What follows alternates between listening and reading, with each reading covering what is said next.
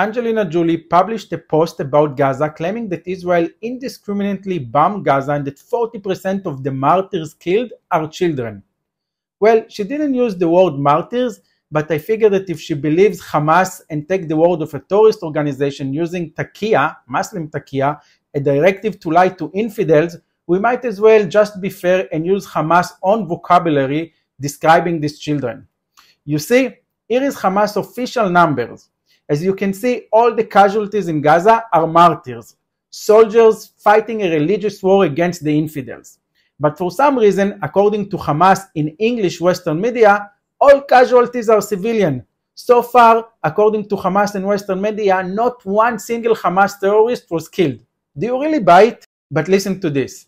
The picture Angelina used to show the major destruction of the compound in Jabalia was the terrorist base from which Hamas sent 3,000 terrorists to slaughter, murder, rape, burn, and behead Jewish babies and civilians. The amount of damage you see was caused by the collapse of vast terror tunnel networks that were stocked with ammunition and rockets. Sorry, Angelina, but I guess you didn't know about the rockets under it, because I'm sure your heart is also with 2 million Israelis that every day run to shelter because of Hamas rockets. But how can responsible celebrities like Angelina know about such facts? It's actually not very hard. For the first time in history, a Western army is holding 2 press conferences a day, one every 12 hours. In these press conferences, the IDF clearly states what targets were attacked, why they were attacked, and warns civilians where they're going to attack next. Exactly like international law requires, by the way. This is unprecedented in modern warfare.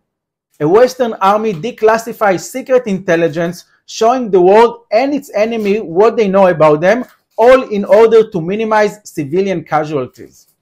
You demand the ceasefire, Angelina? We demand the ceasefire too. We demanded the ceasefire before and we had one, and Hamas broke it on October 7th. It was the 5th ceasefire that Hamas broke, and I'm sorry, but we Israelis, we don't want to wait to die. We demand a true ceasefire without Hamas. And Angelina, right now I'm volunteering with Jewish refugees that were evacuated from their homes because of Hamas attacks. 60,000 of them. Specifically, the community I'm working with was a community of 360 that were butchered, 160 remains. Will you cry out for them, Angelina? Will you come to visit them? Will you make sure their voice is heard? If you really do care about Jewish refugees, please contact me.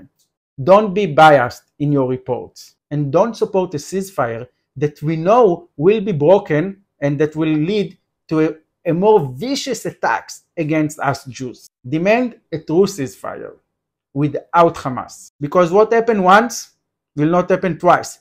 But what happened twice and 3 times and 4 times will happen again. And the ironic part is that why we need to prove it for you when Hamas says it in its own words just yesterday that they will do it again. Please, Angelina, make sure never again.